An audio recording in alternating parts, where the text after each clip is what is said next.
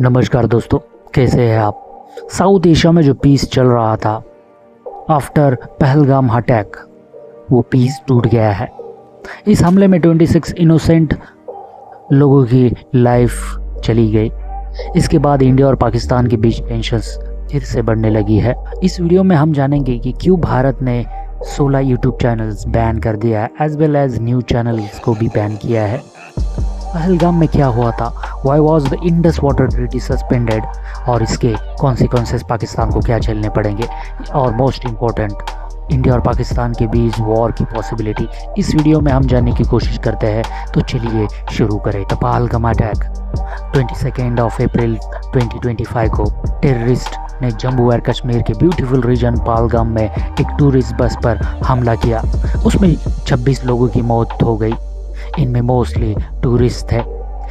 Initial investigation से पता चला कि हमलावरों में से 2 पाकिस्तानी थे।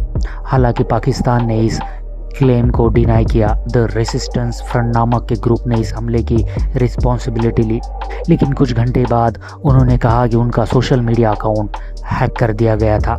India's immediate response after the attack. India ने इस अटैक के बाद स्ट्रॉन्ग स्टांस लिया, 3 मेजर स्टेप्स उठाए, जिनमें डिप्लोमेटिक रिलेशंस को कट कर दिया है। Indian ministry of external affairs ने पाकिस्तान के हाई कमिश्नर को समन्स किया और स्ट्रॉन्ग ऑब्जेक्शन जताई। साथ ही कई पाकिस्तानी डिप्लोमेट्स को इंडिया से वापस भेजने का डिसीजन भी लिया। Deployment of security forces. Bharat ने कश्मीर में आर्मी और पैरामिलिट्री फोर्स की बड़ी तैनाती शुरू कर दी है। एक लार्ज स्केल सर्च ऑपरेशन भी शुरू किया है, जिसमें आतंकियों की तलाश की जाएगी। इकोनॉमिक या ट्रेड रिस्ट्रिक्शन भी लगाए। इंडिया ने पाकिस्तान के साथ ट्रेड एग्रीमेंट पर रिकंसिडरेशन करना शुरू कर दिया है। इंडिया ने 1960 की इंडस वाटर ट्रीटी को भी सस्पेंड कर दिया है। ये ट्रीटी जो वर्ल्ड बैंक के मीडिएशन के साथ बनी थी। भारत और पाकिस्तान के बीच रिवर्स के वाटर डिस्ट्रीब्यूशन को ये ट्रीटी कंट्रोल करती थी।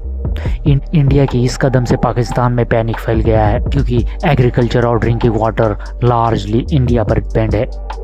अगर इंडिया वाटर सप्लाई को रोक देता है तो पाकिस्तान को वाटर क्राइसिस का सामना करना पड़ेगा।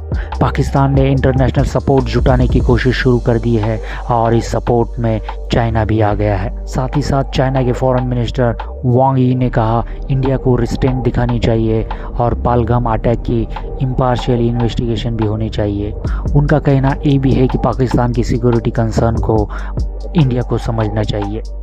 इस बयान से ये साफ हो गया है कि फ्यूचर में किसी भी क्राइसिस से इंडिया को बड़ी कॉम्प्लेक्सिटीज़ का सामना करना पड़ सकता है, क्योंकि चाइना का सपोर्ट रीजनल बैलेंस को प्रभावित करता है, और चाइना अभी पाकिस्तान को सपोर्ट कर रहा है।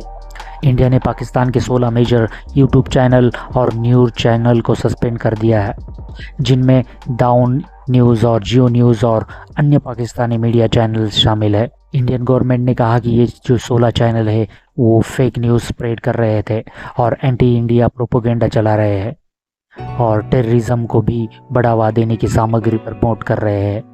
इंडियन गवर्नमेंट ने ये भी कहा कि सोशल मीडिया प्लेटफॉर्म पर अब मॉनिटरिंग होगी। Line of actual control LOC पर लगातार चौथे दिन भारी गोलीबारी हो रही है। इंडिया ने अपनी सीमा पर सुरक्षा पोस्ट को मजबूत कर दिया है और आतंकियों के खिलाफ टारगेटेड हमले तेज कर दिए हैं।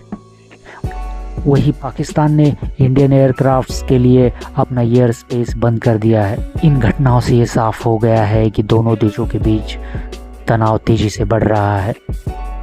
क्या इंडिया और पाकिस्तान फिर से वॉर की ओर बढ़ रहे हैं? एक्सपर्ट का कहना है टिक चैनल्स टूट रहे हैं, मिलिट्री प्रिपरेशन बढ़ रही है, डिवाइडेड हो चुका है। अगर कोई टेररिस्ट अटैक होता है या बॉर्डर पर लार्ज स्केल कॉन्फ्लिक्ट होता है तो ये सिचुएशन फुल स्केल वॉर में बदल सकती है।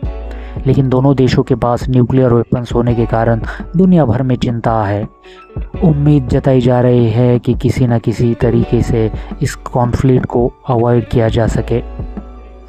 पहलगाम अटैक एक हॉरिफिक ट्रेजेडी थी, लेकिन इससे भी बड़ी ट्रेजेडी यही हो सकती है कि अगर दोनों देशों के बीच वार हो गया तो सिर्फ इंडिया और पाकिस्तान नहीं, पूरी दुनिया को इसकी कीमत चुकानी पड़ेगी।